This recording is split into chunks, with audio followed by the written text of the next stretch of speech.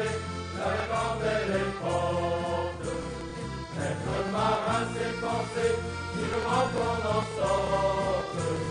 Quand on est dans le brouillard, être marin, c'est avoir le goût de l'aventure. Être marin, c'est avoir un copain qui rassure.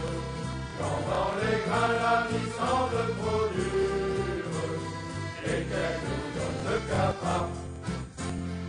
Quand la mer se déchaîne au cœur des ouragans, quand le flot nous entraîne au fond des courants, lorsque dans la tempête le bateau tangue fort, c'est vrai que l'on s'inquiète un peu de notre sort. Être marin, c'est aimer l'océan qui nous porte. Être marin, c'est braver la mer quand elle est forte. Être marin, c'est penser vivement qu'on en sorte. Quand on est dans le brouillard, être marin, c'est avoir le goût de l'aventure. Être marin, c'est avoir un copain qui rassure. Quand dans les grains la vie semble trop dure et qu'elle nous donne le cafard. Passion héréditaire et rêve d'évasion sont des raisons de faire de la navigation. La mer c'est l'aventure, les horizons lointains, c'est aussi la vie dure.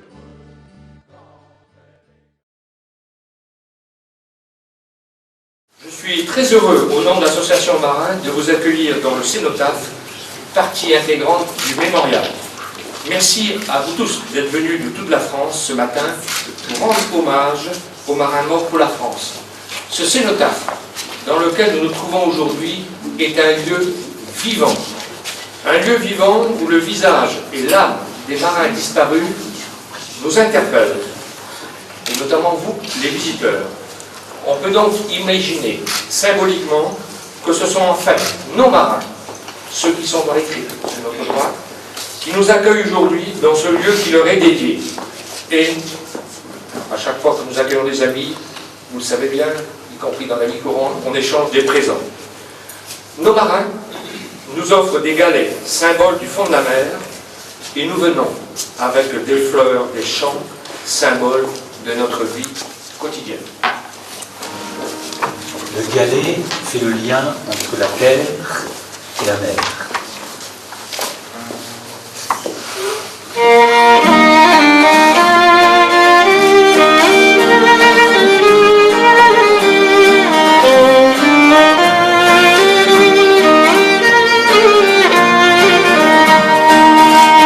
Offre-moi un galet cueilli sur la plage, une fleur des champs, timide et sauvage, une chose de rien qui vient de ta main.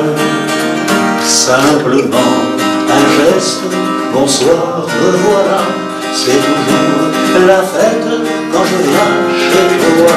Offre-moi un galet cueilli sur la plage, une fleur des champs, timide et sauvage, une chose de rien qui vient de la main. Ami, je dépose unique présent, plus beau qu'une rose, un signe en passant. Offre-moi un galet cueilli sur la plage, une fleur des champs, timide et sauvage, une chose de rien qui vient de la main.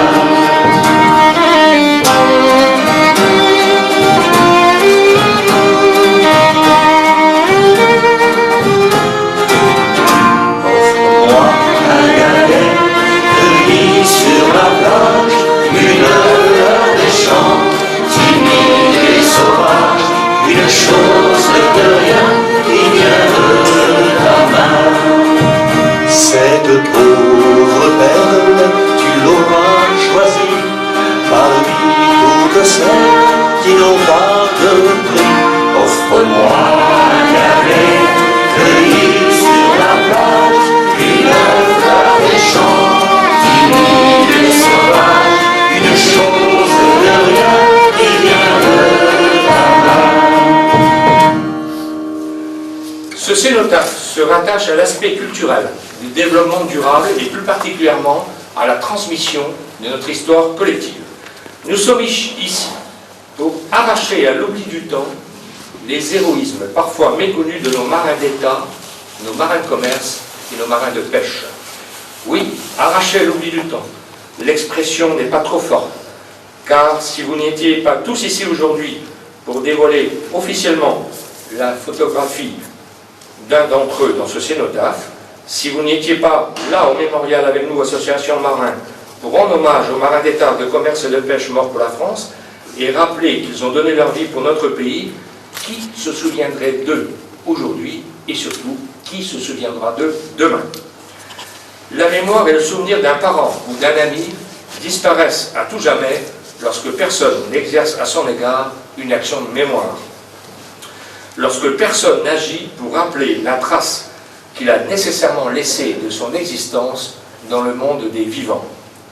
Et cela devient insupportable lorsqu'il s'agit d'un homme qui a donné sa vie pour la France, pour nous. Mais heureusement, vous êtes là pour rappeler au monde entier l'existence de ces héros. En rendant hommage à nos marins disparus, l'association Marins célèbre aujourd'hui avec vous tous une valeur humaniste qu'on a toujours reconnue à la communauté des gens de mer, le courage civique, le courage patriotique, le courage citoyen, toutes ces formes de courage que nous associons au sens du devoir à l'égard de sa communauté, à l'égard de ses concitoyens. Un courage civique que les marins auxquels nous rendons hommage aujourd'hui ont poussé jusqu'au sacrifice suprême, celui de leur vie pour la défense de notre pays, de nos concitoyens, de nos intérêts vitaux et économiques. Beaucoup de marins d'État qui ont navigué à bord des différentes Jeanne d'Arc, je crois qu'il y en a eu 5, si j'ai bien compté, et des bâtiments escorteurs, et qui sont ensuite morts au combat, étaient des marins engagés. Ces marins engagés étaient certes volontaires pour exercer ce métier de marin, ô combien dangereux en temps de guerre, mais personne n'est volontaire pour mourir dans la fleur de l'âge et laisser derrière soi, et dans la souffrance morale et matérielle, tous ceux que l'on aime. Ils avaient accepté ce risque en s'engageant et ils l'ont assumé pour notre pays, pour nous. Ils sont là, à nos côtés, tous unis dans notre hommage, sans distinction de grade, de hiérarchie et de fonction. Nous mesurons aujourd'hui leur courage, leur force de caractère, leur détermination. Ce sont pour nous des amis éternels, car faire don de sa vie pour sauver celle des autres est un geste inexprimable, tant il dépasse l'exceptionnel, l'inimaginable. Formons le vœu que l'amitié, la fraternité et la solidarité entre tous les citoyens du monde soient les plus larges possibles.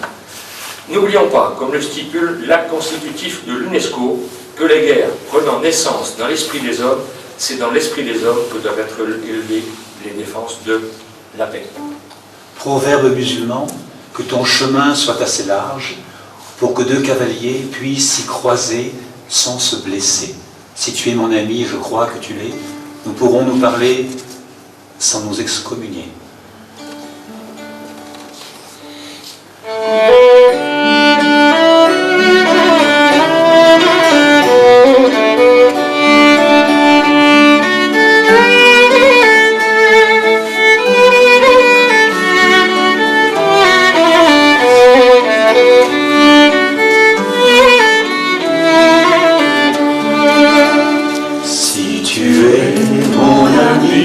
Et je crois que tu l'es, nous pourrons nous parler sans jamais nous renier de mon peuple trop fier, du tien qui a tant souffert.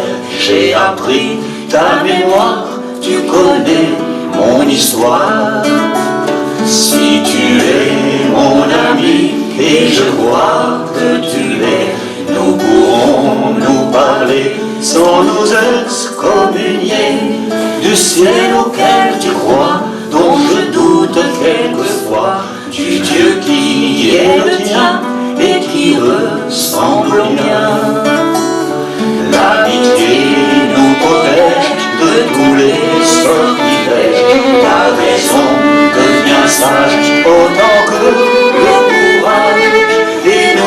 participeront au soleil de nos ballons. Les nuages d'antan, les ombres du présent.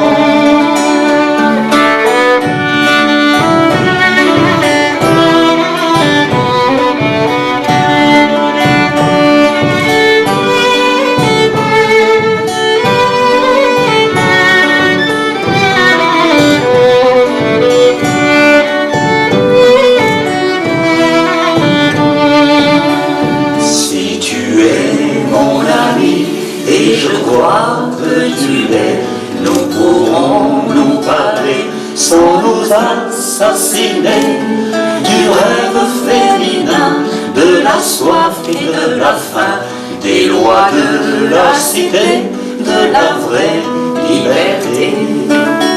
Si tu es mon ami, et je crois que tu l'es, nous pourrons nous parler sans nous exterminer, à nous de partager les plus belles palmeraies, les plus riches vergers, sans nous les arracher.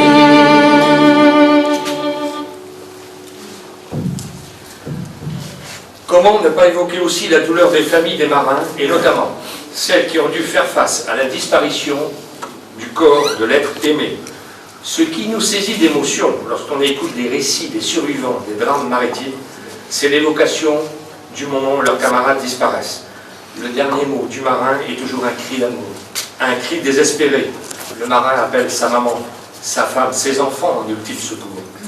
En haut de cette stèle de 17 mètres, auprès de laquelle nous nous trouvions tout à l'heure, cette stèle qui surplombe le mémorial, vous avez vu un visage de femme éplorée qui regarde les flots en pensant certainement à son cher fils ou à son cher mari disparu.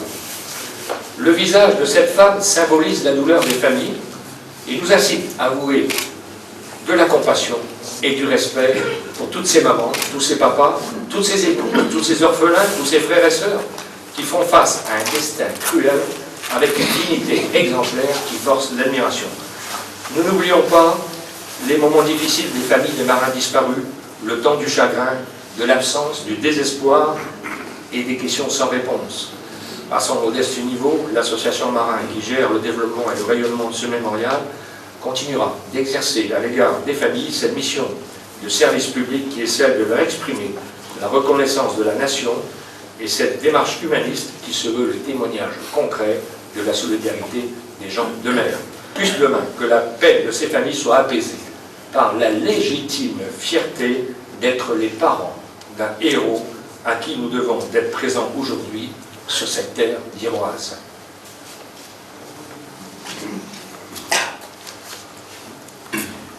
Deuxième partie, la Jeanne d'Arc et ses escorteurs, par Céline Antime, administratrice de l'association Aux Marins.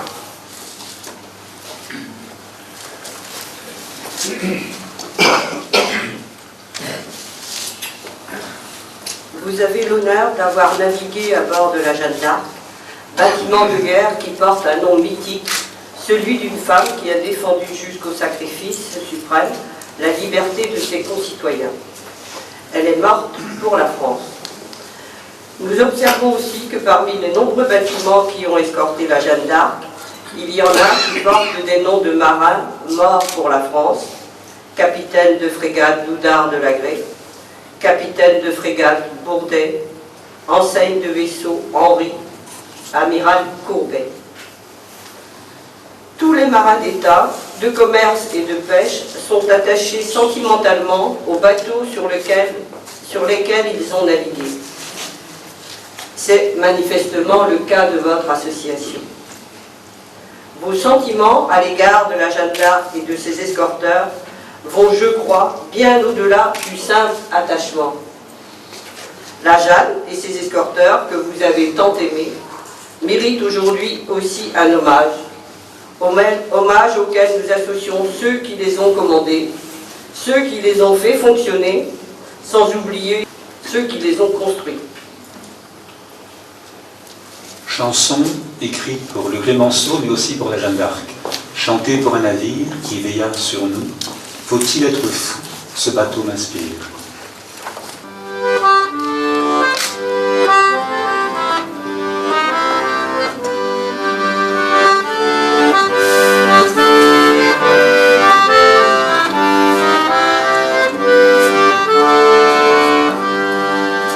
Chanter pour un ami qui veille sur nous, faut-il être fou, se battre au inspire. Chanter pour les pas, aux portes mouillées, d'avoir coordonné les anciens de stade.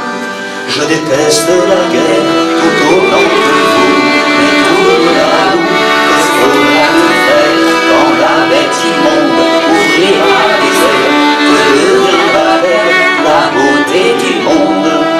Chanter pour un ami qui veille sur nous, faut-il être fou, se battre au m'inspire, avant le sabordage de ce vieux soldat, mais je pas le droit de lui rendre hommage.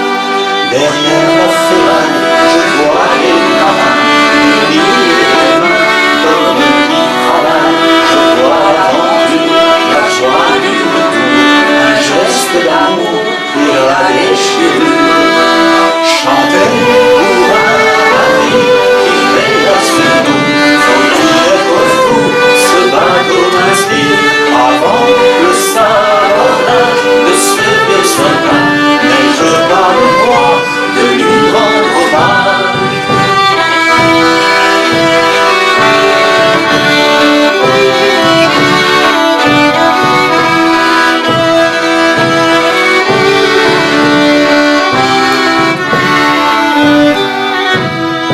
Chanter pour un navire qui veille sur nous, faut-il être fou, se battre au m'inspire, avant le sabordage de ce vieux soldat, mais je pas le droit de lui rendre hommage. Derrière la ferraille, je vois les marins unis de main comme qui travaillent. Je vois l'aventure, la joie du retour, un geste d'amour et la déchirure. Chanter pour un navire qui veille sur nous, faut-il être fou, se battre au m'inspire. Chanter pour une étape aux portes mouillées, d'avoir coordonné les anciens du stade. Chanter pour un navire qui veille sur nous, faut-il être fou, se battre au m'inspire, avant le sabordage de ce vieux soldat, mais je n'ai pas le droit de lui rendre hommage.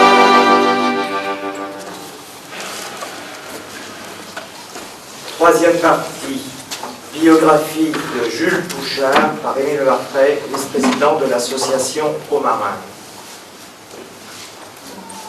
C'est sur la commune de Bay, en Ille-et-Vilaine, que Béatrice Béduet, épouse Pouchard, donne naissance le 14 février 1879 à son fils Jules.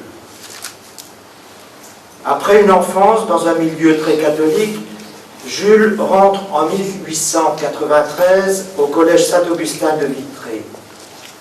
Élève très doué, il poursuit ses études au grand séminaire qu'il complète par une formation au professorat à Paris.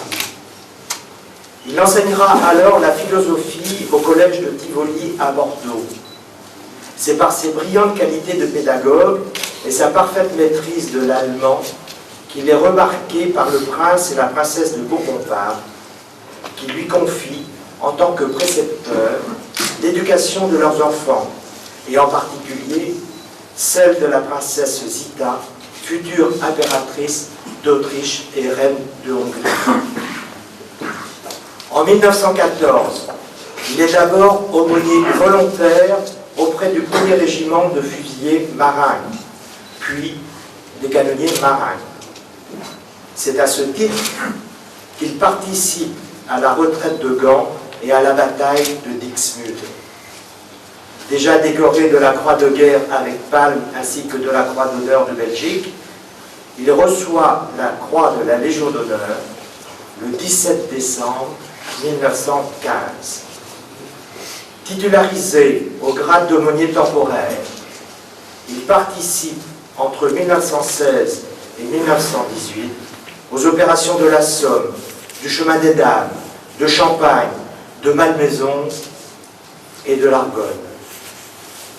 Entre 1918 et 1921, il dirige comme aumônier la maison de repos de la direction navale de Syrie à Amana, au Liban. Rapatrié pour raison de santé, il termine en 1924 sa carrière dans la marine comme aumônier sur la Jeanne d'Arc et fonde en 1926 l'amicale des fusiliers commando marine.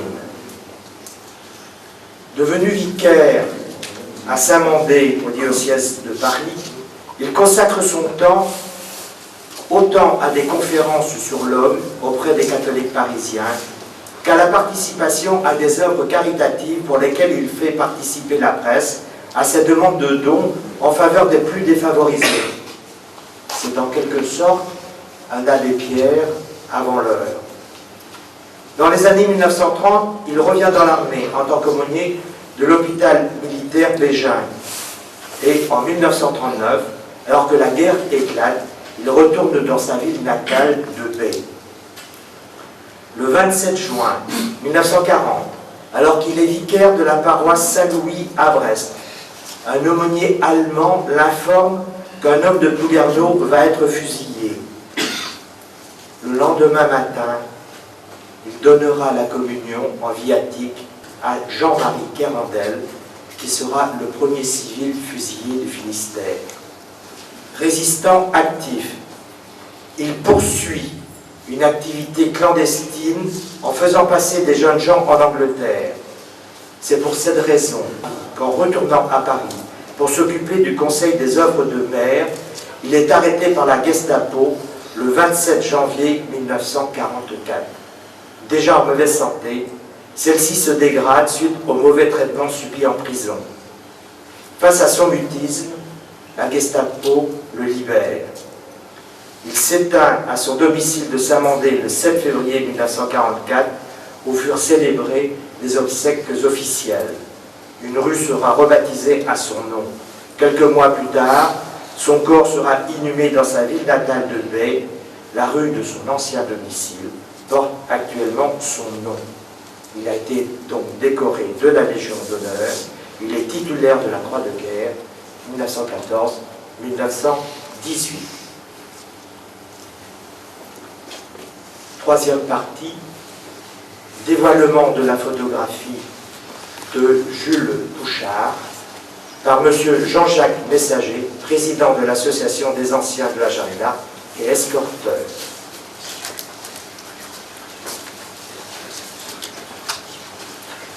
Les personnes qui ont été désignées pour le dévoilement se rendent auprès de la photo de Jules Bouchard et vont procéder à son dévoilement.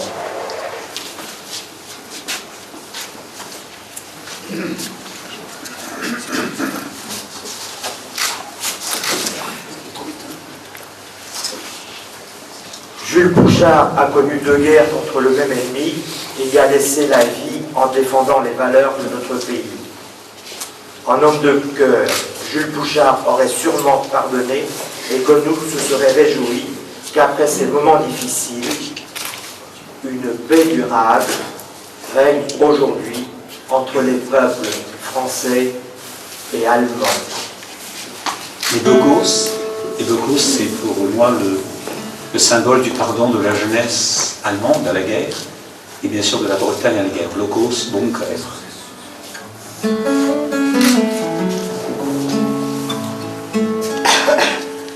Heide hat sie belebt, in den Dünen versteckt, und im blühenden Kleid sind sie Freunde uns freut, die Bunker.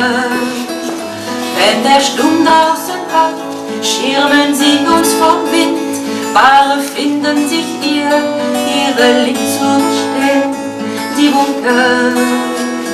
Die Erbarmer lebten, zur Seite die Waffen, ihre Kinder starben, kommen wieder als Freund, wir fürchten keinen mehr, der geht aus dem Meer, das Verderb und Unglück, wir sind sich schon für Zeit, dem Krieg. Habillés de bruyère, calfeutrés dans les bosses, ils sont devenus frères, on en fait des repères, les locaux. On s'y glisse en hiver pour se cacher du vent, en été on s'y perd pour devenir amants, les locaux. Ceux qui les ont construits ont jeté leurs fusils, leurs enfants qui s'étonnent nous reviennent en amis. Nous ne craignons personne qui viendrait de la mer, et la terre bretonne se souvient et pardonne à la guerre. Naufragés de la mer, surveillant du malheur, ils surveillent Neptune, eux qui ne font plus peur, les blocos. Ils deviendront poussière à force d'être là, des soirées sévères, on ne prépare pas, les blocos. Ceux qui les ont construits ont jeté leurs fusils, leurs enfants qui s'étonnent nous reviennent en amis. Nous ne craignons personne qui viendrait de la mer, et la terre bretonne se souvient et pardonne à la guerre. Ces prisons sans lumière que l'océan dévore, ces débris de l'enfer, on les appelle encore les blocos. Ils racontent l'histoire comme un livre oublié, retrouvé par hasard tout au fond d'un grenier, les blocos. Ceux qui les ont construits ont jeté leurs fusils, leurs enfants qui s'étonnent nous reviennent en amis. Nous ne craignons personne qui viendrait de la mer, et la terre bretonne se souvient et pardonne à la guerre. Heide hat sie bedeckt, in den Dünen versteckt, und im blühenden Kleid sind sie Freunde und Freund, die umhört. Wenn der Sturm draußen heult, schirmen sie uns vom Wind, weil finden sich hier ihre Liebe stehen, die umhört. Sie ermachen uns zu sein Wellen aufwand, Leurs enfants qui s'étonnent,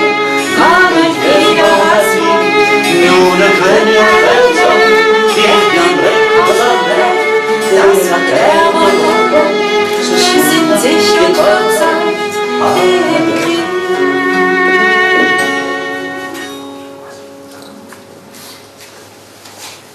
Quatrième partie, prise de parole par M. Jean-Jacques Messager, président de l'association des marins de la Jeanne d'Arc.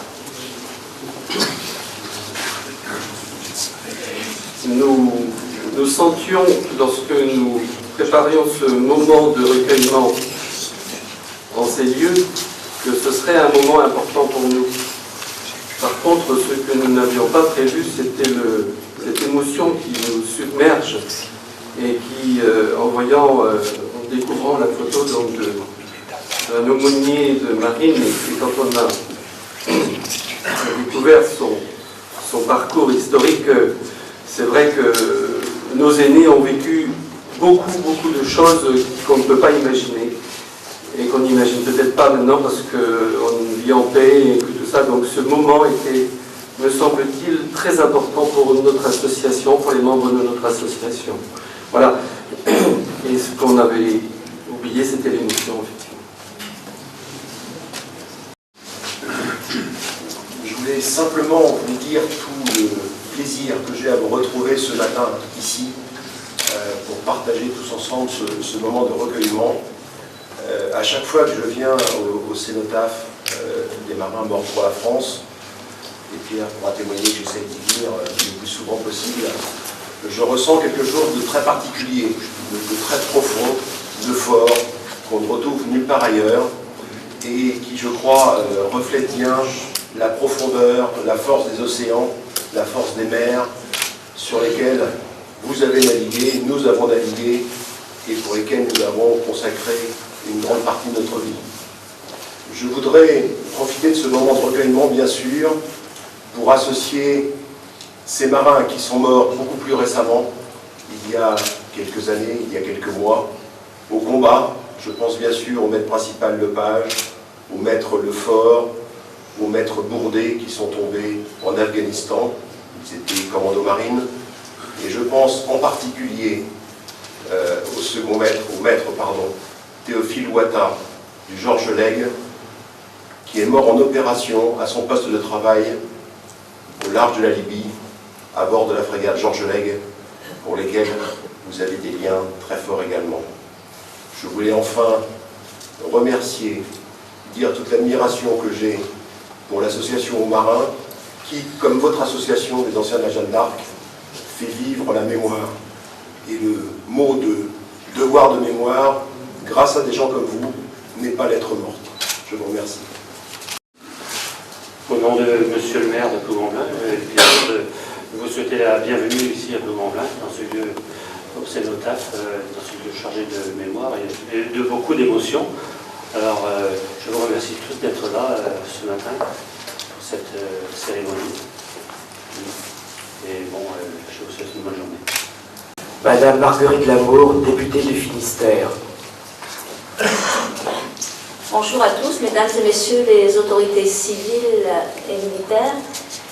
Député de cette circonscription, c'est toujours avec émotion, une émotion renouvelée, et vous l'évoquiez, Amiral, que nous franchissons le seuil du cénotaphe dans ce haut lieu de mémoire. Aujourd'hui, c'est avec plaisir que j'assiste à ce temps de recueillement en l'honneur des anciens de la Jeanne d'Arc. Je voudrais, en quelques mots, rendre hommage au travail excellent et de tous les jours mené par Pierre Léostic et tous les membres de son association pour perdurer ce devoir de mémoire. Je voudrais aussi rendre hommage à vous qui avez été embarqués sur la Jeanne d'Arc. Au-delà de ses missions de navire-école avec son escorte, la Jeanne d'Arc aura été pendant des décennies une excellente ambassadrice de notre pays à travers le monde, à chaque escale recevant les plus hautes autorités des pays traversés. Je voudrais aussi avoir, par-delà cet hommage envers les anciens de la Jeanne d'Arc, eh bien, rendre hommage à l'ensemble des militaires français, ces hommes et ces femmes qui servent notre pays, et plus précisément celles et ceux qui sont projetés sur des théâtres d'opérations extérieures et qui y ont laissé leur vie. Et plus précisément encore, ces 3 militaires qui, ces jours derniers, dans le sud de la France, ont peut-être été victimes d'avoir porté l'uniforme de nos armées. Puissions-nous avoir une pensée recueillie pour eux. Enfin, je vous remercie, chacun à la place que vous occupez, d'exercer votre devoir de mémoire. La mémoire, c'est la nostalgie, mais c'est aussi un formidable message d'espoir. Merci. Nous allons donc passer à la 5e partie. Conclusion par Pierre Léostic, président de l'association aux marins.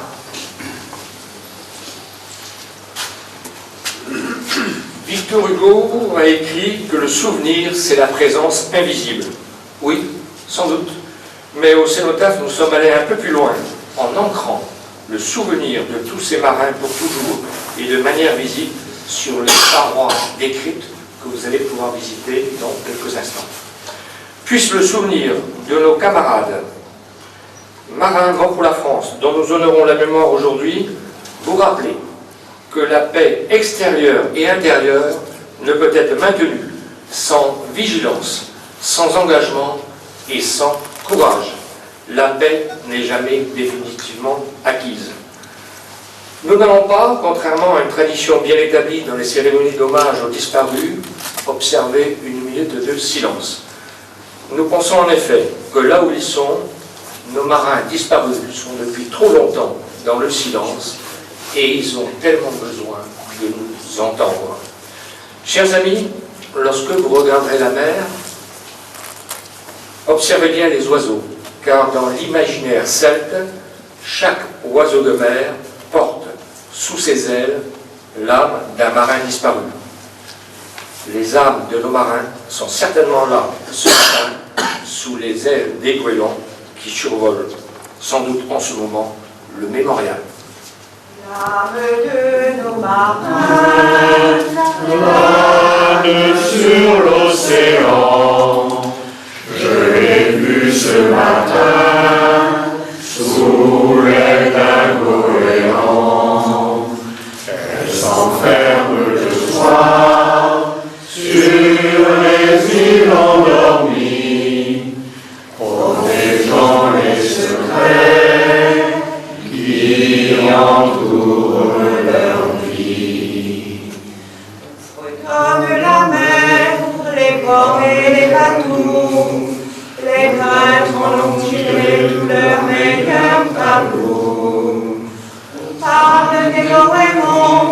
ça dans leur parfum, mais on ne chante pas l'âme de nos marins. L'âme de nos marins plane sur l'océan. Je l'ai vu ce matin sous les goélands.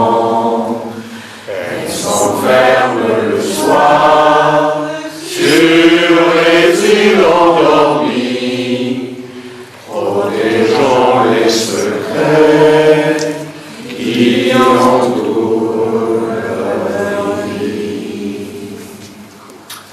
Je suis certain que nos marins vous ont entendu. Merci. Je vous invite maintenant à vous diriger sur les cryptes qui sont sur votre droite pour rendre un hommage aux marins. Vous verrez qu'il n'y a pas de nom sous les photos. C'est le concept que nous avons choisi dès le départ. Les noms, vous pouvez les retrouver dans un annuaire qui est à l'entrée du cénotaphe. Mais nous n'avons pas souhaité mettre les noms parce que ce que nous souhaitons, c'est que vous regardiez tous ces jeunes gens, les yeux dans les yeux, pour leur rendre hommage. Merci.